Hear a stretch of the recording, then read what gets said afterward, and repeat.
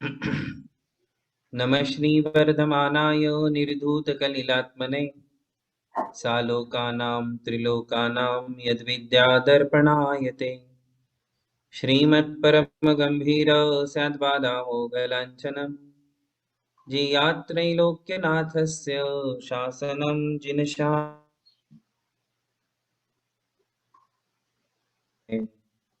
नमोकार महामंत्र की जय। वर्तमान जिन शासन नायक श्री महावीर भगवान की जय। परम पूज्य आचार्य श्री शांति सागर जी महाराज की जय। परम पूज्य आचार्य गुरुवर प्रज्ञा शमन श्री देवनंदी जी महाराज की जय। श्रीमद् जैन धर्म की जय। परम पूज्य मुनि श्री अमोक कीर्ति जी महाराज की जय।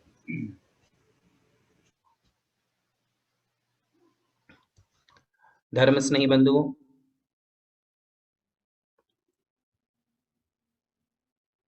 एबीसीडी ऑफ जैनिज्म इस कक्षा में हमारे भगवान कैसे होते हैं, इस विषय में चर्चा चल रही थी। हमारे भगवान का क्या स्वरूप है, उसमें भगवान का जो अंतरंग स्वरूप है कि वे 18 दोषों से रहित होते हैं, घातिया कर्मों से रहित होते हैं। इसी प्रकार उनका जो बाह्य स्वरूप बताया था कि भगवान की मुख मुद्रा कैसी होती है, भगवान का आसन कैसा होता है,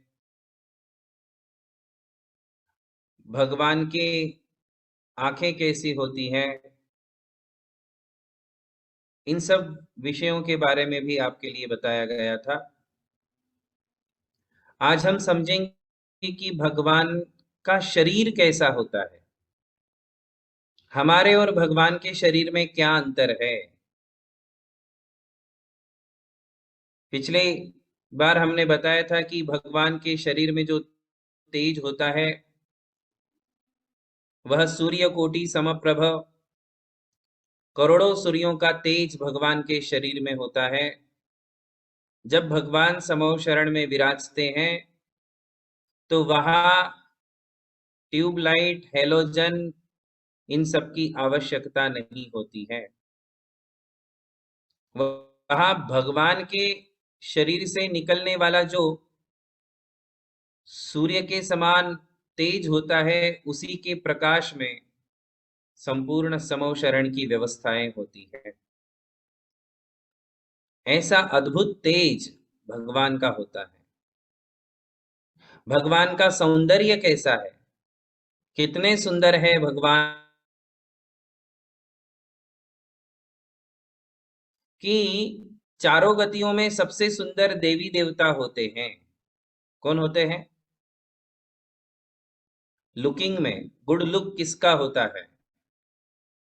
तो आचार्य कहते हैं देवी देवता सबसे सुंदर होते हैं, मनुष्यों से भी सुंदर।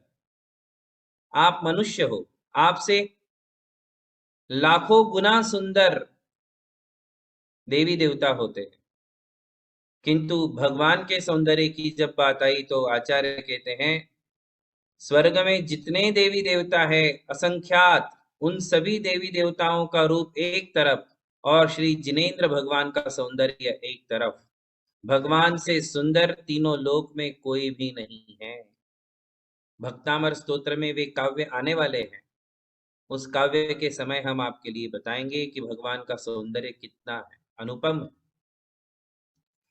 ये सौंदर्य कहां से आया?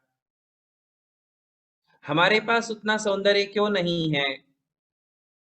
तो इसका कारण प्रवचन सार जी में आचार्य श्री कुंद कुंद देव की टीका में जयसेन आचार्य जी लिखते हैं कि भगवान का शरीर कैसा है, तो वो कहते हैं कि सप्त धातुओं से रहित है।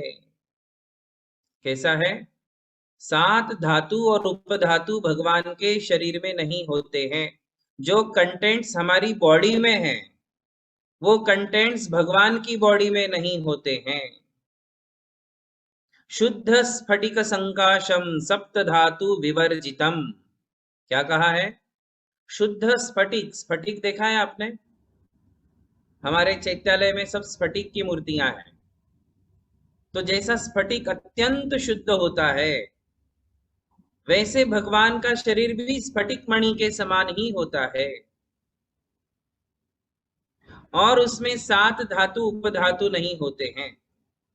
7 धातु उपधातु कौन से हैं?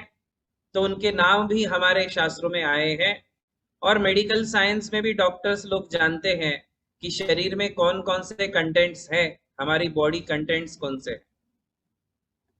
तो उसमें लिखा है रसाद रक्तम ततो मांसम मांसान्मेदः प्रवर्तते मेदतोस्थि ततो मज्जा मज्जात् शुक्रम ततो प्रजा। ये 7 धातु के नाम है। ये 7 धातु कौन से है? देखिए, जब हम खाना खाते हैं तो खाना खाने के बाद च्यू करते हैं, च्यू करके जो अंदर जाता है तो सबसे पहला धातु बनता है रस, है ना? वो रस बन जाता है। ये शरीर का पहला धातु है। रस से बनता है रक्त, ब्लड। ये शरीर का दूसरा धातु है। इसके बाद तीसरी बात कहते हैं मांस। हमारे शरीर में जो मांस होता है ये तीसरा धातु है। मांस से क्या होता है? मेद, चर्बी जिसे कहते हैं, फैट जिसे कहते हैं, ये फैट्स जो है ये चौथी धातु है शरीर की। फर्स्ट रस, सेकंड इज रक्त, ब्लड, थर्ड क्या है? तो मांस। फोर्थ धातु क्या है? तो कहते हैं चर्बी, मेद। और फिर पांचवी धातु है हड्डी, बोन्स। ये बॉडी की 5th धातु है, बोन। फिर 6th धातु कौन सी है? तो कहते हैं बोन्स के अंदर एक लिक्विड फ्लो होता है, लिक्विड, उसे मज्जा कहते हैं संस्कृत में, हिंदी में। इसका भी कोई अच्छा नाम होना चाहिए इंग्लिश में। मज्जा, एक लिक्विड बोन्स के अंदर बहती है ना? हाँ। और फिर उस लिक्विड, उस मज्जा के बाद 7th धातु बनती है वीर्य, स्पर्म जिसे आप कहते हैं, वो 7वीं धातु है। ये 7 धातु हमारे शरीर में है, किंतु भगवान की बॉडी में ये 7 धातु नहीं होती है।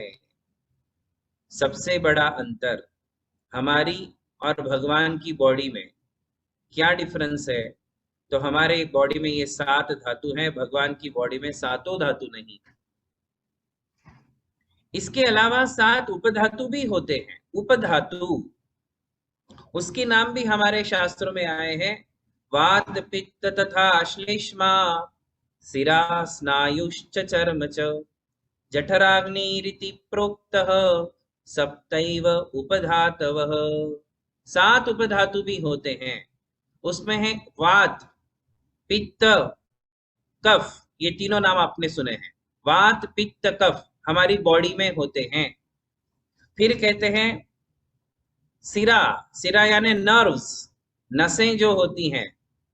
स्नायु, मसल, मसल हमारी मसल्स जो बॉडी में होती है वो। और फिर एक कहते हैं चर्म यानी स्किन। हमारी बॉडी में 7 लेयर होती हैं स्किन की, 7 लेयर्स। और लास्ट धातु है जठराग्नि। हमारे पेट में जो जठराग्नि होती है, जिसके कारण हमें भूख लगती है, उसे कहते हैं जठराग्नि। ये 7 उपधातु कहलाती हैं। ये 7 उपधातु भी भगवान के शरीर में नहीं है। भगवान की बॉडी में 7 धातु नहीं है, 7 उपधातु नहीं है। अब क्या है? आचार्य कहते हैं शुद्ध स्फटिक संकाशम, स्फटिक के समान अत्यंत निर्मल शरीर है। बॉडी के कंटेंट्स जो हमारे हैं वो भगवान के नहीं हैं। उसमें अत्यंत शुद्ध परमाणु होते हैं, ऐसे परमाणु जिनसे आज तक किसी का शरीर नहीं बना।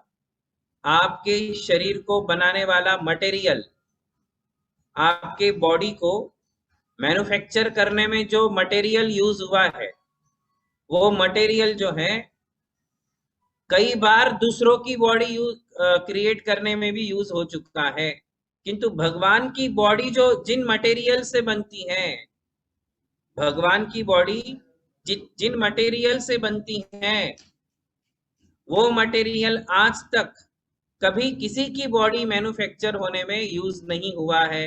बिल्कुल फ्रेश मटेरियल होता है ना। इसलिए भगवान का शरीर और हमारे शरीर में जमीन आसमान का अंतर है। इतना सुंदर क्यों है भगवान, इतने सुंदर क्यों हैं? यही कारण है कि उसमें वात पित्त कफ नहीं है, ब्लड नहीं है। हमारे शरीर में ये सब चीजें होती हैं, इसके कारण हमारी आंखें लाल हो जाती हैं, हमारे चेहरे पर सब फुंसियां हो, पिंपल्स आ जाती हैं, शरीर मुरझा जाता है, डार्क सर्कल्स आ जाते हैं, रिंकल्स आ जाते हैं, आते हैं ना। आप कितना मेंटेन करते हो?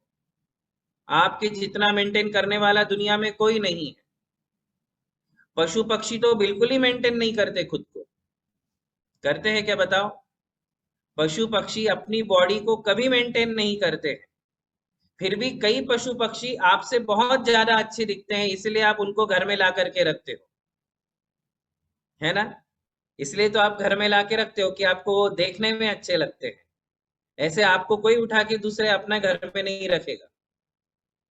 आपके घर वाले ही आपको भगाने की प्रयास करते हैं कि ये कब दीक्षा ले ले तो अच्छा है। किंतु पशु पक्षियों में ऐसे कई पशु पक्षी हैं जो हमसे बहुत सुंदर दिखते हैं, वो कभी अपनी बॉडी मेंटेन नहीं करते। और आप बहुत ज्यादा मेंटेन करने के बाद भी आपके शरीर में वो सब चीजें उभर करके आती है, क्योंकि अंदर ही खराब है। क्या है? हमारे अंदर का जो मटेरियल है, कंटेंट्स है, वो इतने खराब है। मात पिता रज वीरज मिलकर बनी देह तेरी, हाड़ मांस लहू नश लहू राध की प्रकट व्याधि गेरी। हम दवाइयां खाते हैं, अच्छे से अच्छा खाना खाते हैं, फिर भी बीमार पड़ जाते हैं, कमजोर हो जाते हैं, पतले हो जाते हैं, या फिर ओवर मोटे हो जाते हैं। चेहरा सबसे ज्यादा मेंटेन करते हो अपने चेहरे को, फिर भी वो हमारे वश में नहीं है। हम चाहते हैं कि अच्छे से अच्छा दिखे, फिर भी वो दिखता नहीं है। बंधुओं, आप शरीर को कितना भी मेंटेन कर लो, 7 समुंदर के पानी से धो लो, तो भी ये शरीर शुद्ध होने वाला नहीं है। शरीर शुद्ध होता है तपस्या से। जैसे सोना तपस्या से अग्नि में जाकर के निखरता है, उसी प्रकार अरिहंत भगवान का जो परम औदारिक शरीर, क्या नाम है? ये सभी ने याद रखना है, नोट करना है।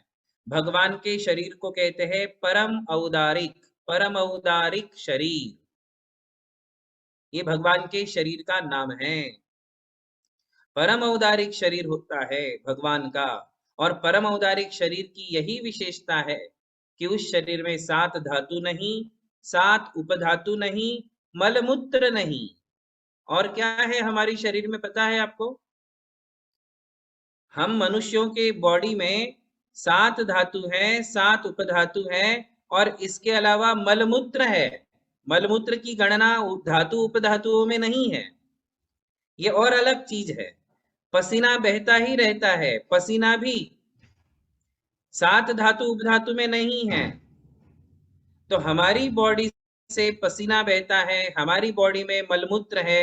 ये सब चीजें होने के कारण हमारा शरीर अत्यंत अशुचि है, अशुद्ध है, और हमारे वश में नहीं है।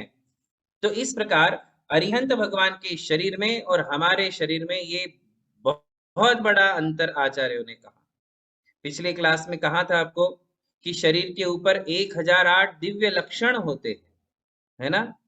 1008 दिव्य लक्षण होते हैं, उसमें व्यंजन होते हैं, लक्षण होते हैं। उसके कारण भगवान का शरीर अत्यंत सुंदर दिखाई देता है। 1008 लक्षण है, सूर्य जैसा तेज है, चंद्रमा जैसी सौम्यता है। आप कल्पना ही करते रहिए कि समो शरण में भगवान कैसे दिखते होंगे। इसलिए संसार में जितने भी सम्यक दृष्टि लोग हैं, वे सदैव प्रार्थना करते हैं कि हे भगवान, हम आपका प्रतिमा में दर्शन कर रहे हैं, किंतु मुझे ऐसा पुण्य दीजिए, मुझे ऐसा सौभाग्य दीजिए कि मुझे आपके समो शरण में दर्शन हो, आपके साक्षात दर्शन हो। ऐसा प्रत्येक ज्ञानी, ऐसा प्रत्येक श्रद्धावान, ऐसा प्रत्येक भक्त चाहता है। जो वास्तव में जिन धर्म को समझता है, ऐसा ज्ञानी सम्यक दृष्टि जीव रोज प्रार्थना करता है कि मैं रोज आपके मंदिर में आऊंगा, रोज आपके दर्शन करूंगा, किंतु मेरी भावना सिर्फ ये है कि निकट समय में, निकट जन्म में मुझे आपके दर्शन साक्षात हो। अभी साक्षात दर्शन हो रहे क्या अपने को? नहीं, हम प्रतिमा में भगवान का दर्शन कर रहे हैं, किंतु प्रतिमा में भी किसको देखते हैं?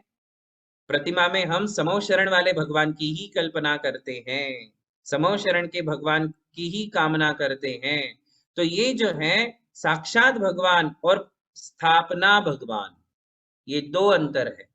अभी इसको भी हम समझेंगे, इसी विषय को अब आगे बढ़ाएंगे कि दो प्रकार के भगवान हैं अरिहंत भगवान। कितने प्रकार के? दो प्रकार के। एक है साक्षात भगवान, एक है स्थापना भगवान। इन दोनों में अंतर समझना पड़ेगा। अभी तीन विषय हमारे बाकी हैं भगवान के विषय में। एक तो अरिहंत और सिद्ध भगवान में क्या अंतर है, दूसरा अरिहंत भगवान और तीर्थंकर भगवान में क्या अंतर है। क्योंकि दोनों शब्द हम सुनते हैं, अरिहंत भी सुनते हैं, तीर्थंकर भी सुनते हैं। कई लोग कंफ्यूज रहते हैं, क्या तीर्थंकर भगवान अरिहंत नहीं है, क्या अरिहंत भगवान तीर्थंकर नहीं है, या फिर इन दोनों में अंतर है। तो इस बात को भी हम समझेंगे कि अरिहंत और सिद्ध भगवान में क्या अंतर है, अरिहंत और तीर्थंकर भगवान में क्या अंतर है, और तीसरा विषय हमारा होगा साक्षात भगवान और स्थापना भगवान में क्या अंतर है। ये तीन बेसिक चीजें हैं जिन्हें समझना सभी के लिए आवश्यक है। नहीं तो फिर हम जीवन भर ऐसे ही भ्रांति में रहते हैं कि कौन अरिहंत है कौन सिद्ध है, भगवान के दो दो प्रकार क्यों हैं, भगवान का एक ही प्रकार क्यों नहीं है। ये दो प्रकार हो गए ना, अरिहंत और सिद्ध। तो अरिहंत और सिद्ध भगवान में क्या अंतर है, जरा इस पर हम विचार करें। अभी तक हम सुन रहे थे अरिहंत भगवान का स्वरूप, है ना। अभी तक जो आपने सुना, 4 घातिया कर्मों से रहित है, 18 दोषों से रहित है, ये अरिहंत भगवान का स्वरूप है।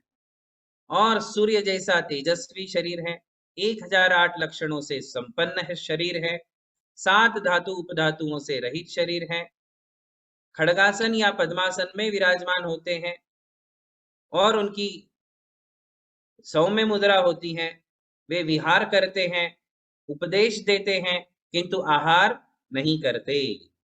यदि आपको पूछा गया कि अरिहंत भगवान क्या क्या करते हैं, आहार, विहार, निहार, उपदेश, तो इसमें से आप क्या कहोगे? बताइए, क्या अरिहंत भगवान आहार करते हैं, क्या अरिहंत भगवान विहार करते हैं, क्या अरिहंत भगवान निहार करते हैं, क्या अरिहंत भगवान उपदेश देते हैं? तो इन सब विषयों में आप क्या बताएंगे? मैं पूछूं किसी एक को,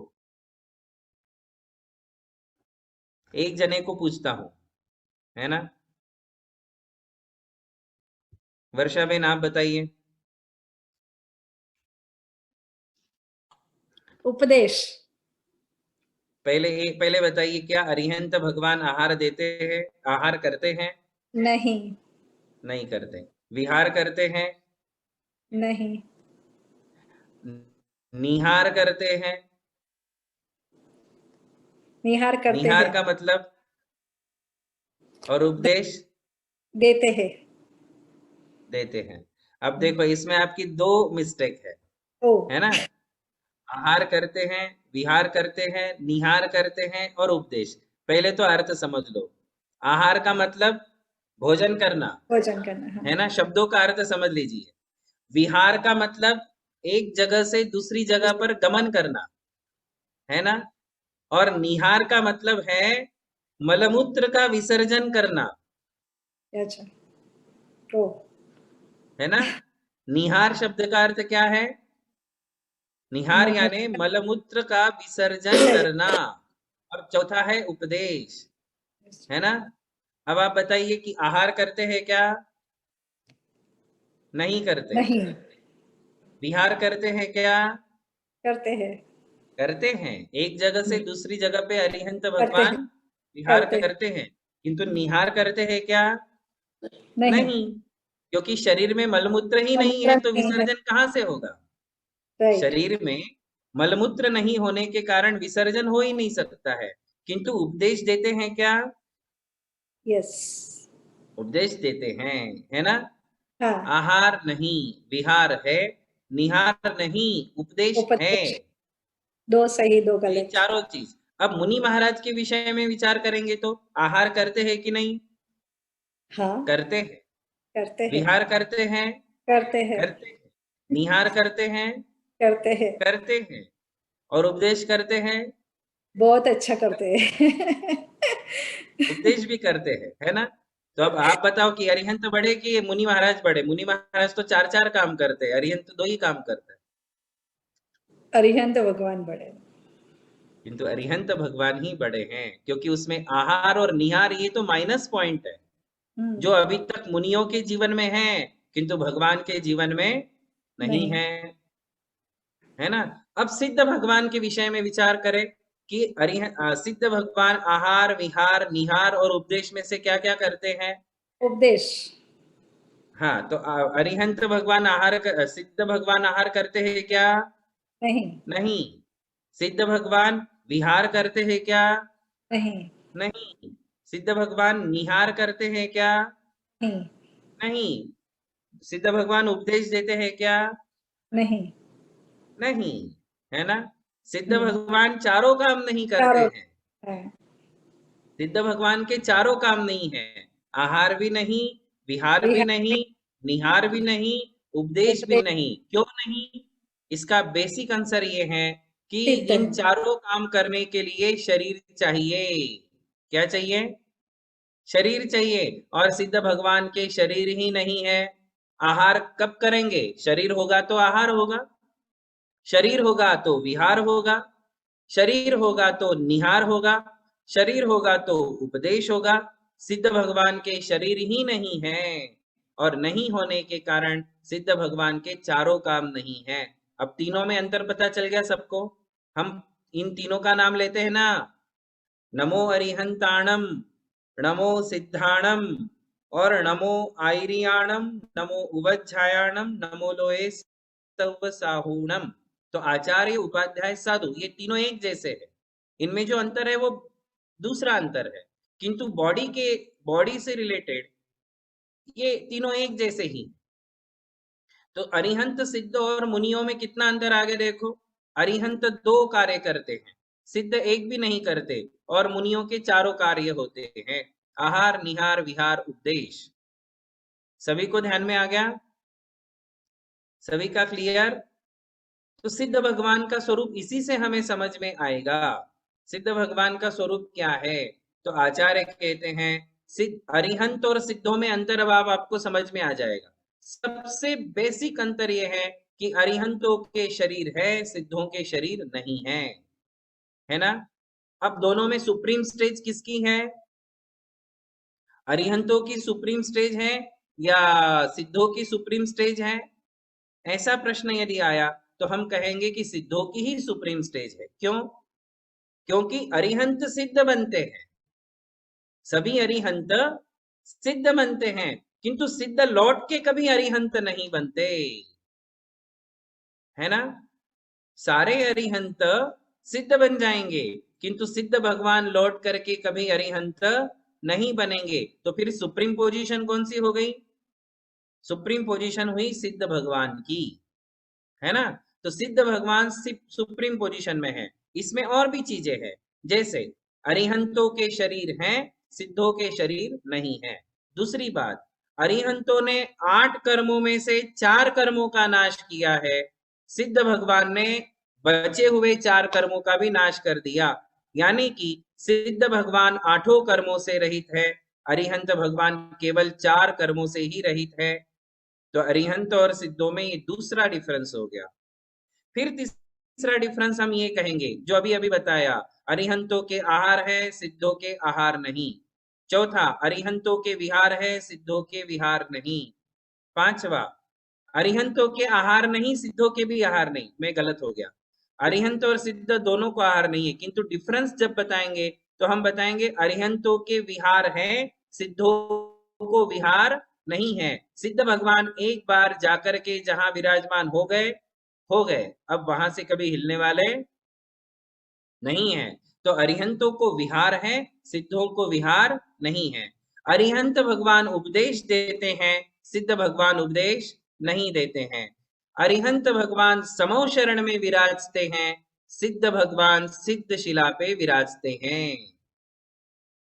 है ना? ये अंतर हम सभी को समझना है। कितने अंतर हो गए देखो आप, और एक बार गिनाऊं, और एक बार गिनाता हूं। अरिहंत भगवान को शरीर है, सिद्ध भगवान को शरीर नहीं है। पहला अंतर। आप सिर्फ सुनोगे या लिखोगे भी? यदि नोटबुक पास में नहीं तो फटाफट नोट कर लेना चाहिए, क्योंकि 100 बका 1 लिखा। क्या कहा है बताओ? हिंदी की मुहावरे याद रखना। भले आप चले गए अमेरिका, किंतु हिंदी और अपनी संस्कृति कभी नहीं भूलना चाहिए। क्या लिखा है हमारे यहाँ? 100 बका 1 लिखा। 100 बार बोलो और 1 बार लिखो, दोनों बराबर है। यदि हम 1 बार लिख लेते हैं तो 100 बार बोलने की जरूरत नहीं है, वो हमारे पास हो जाता है। मेमोरी में रहता है नहीं है ना अपने, क्योंकि हमारे मेमोरी में इतना सारा मटेरियल दूसरा भरा हुआ है कि ये नेक्स्ट वीक तक याद ही नहीं रहता है। इसलिए लिख लिए तो आपके पास हमेशा रहेगा। किंतु कई लोगों को पता है कि ये YouTube पे सुनने को मिल जाएगा, और सुनोगे कभी नहीं। वो तो सिर्फ एक विचार है कि हाँ है, मेरे पास है, और वो ऐसे ही पड़ा रहता है। जैसे आपकी जमीन जायदाद हाँ हाँ है पड़ी रहती है, ना उसका भोग है ना उपभोग है। वैसे ही YouTube पे सारे वीडियोस जो है ना पड़े रहेंगे, कभी सुनोगे ही नहीं आप। है कि नहीं? इसलिए लाइव सुनो। एक बार लाइव सुनोगे तो वो अपने कानों से एक बार जाएगा और हमारे मस्तिष्क से हृदय तक पहुंचेगा।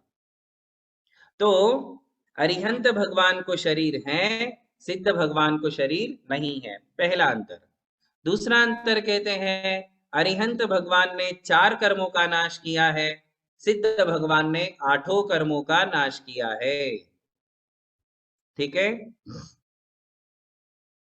तीसरा अंतर है अरिहंत भगवान विहार करते हैं, सिद्ध भगवान विहार नहीं करते हैं।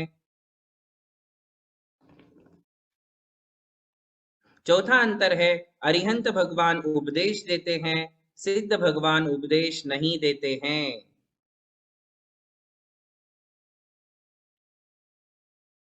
पांचवा अंतर है अरिहंत भगवान समो शरण में विराजते हैं, सिद्ध भगवान सिद्ध शिला पर विराजते हैं।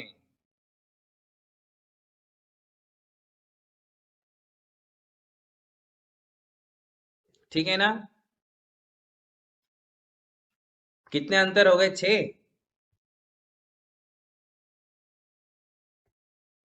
5 हुए हैं। हाँ, तो यही बेसिक अंतर है अरिहंत और सिद्ध भगवान में।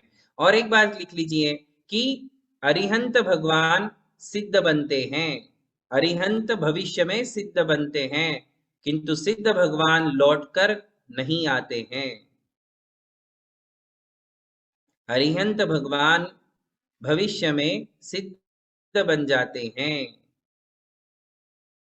और सिद्ध भगवान अनंत काल तक उसी स्थिति में, उसी पद में विराजमान रहते हैं,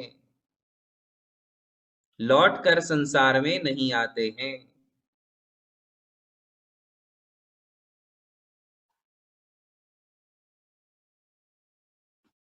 ये अरिहंत और सिद्ध भगवान में बेसिक अंतर हुआ, है ना? अब ये चीजें अपने दिमाग में हमेशा फिट रखना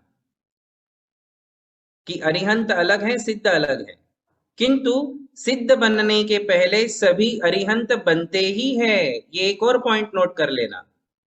सिद्ध बनने के पहले अरिहंत अवस्था प्राप्त करनी ही पड़ती है। अरिहंत बने बिना कोई भी सिद्ध नहीं बनते हैं।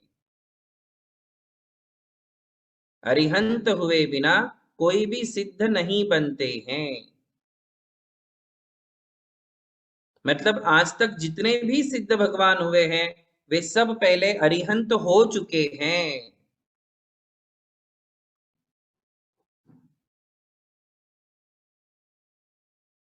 सारी बातें क्लियर हो जाएंगी। अभी यहां सबसे बड़ा क्वेश्चन ये आता है कि जब सिद्ध भगवान बड़े हैं, सिद्ध शिला पर विराजमान हैं, सुप्रीम पोजीशन में हैं, तो फिर नमोकार मंत्र में सेकंड नंबर पे क्यों है, पहले नंबर पे क्यों नहीं है? मंत्र कैसा होना चाहिए था?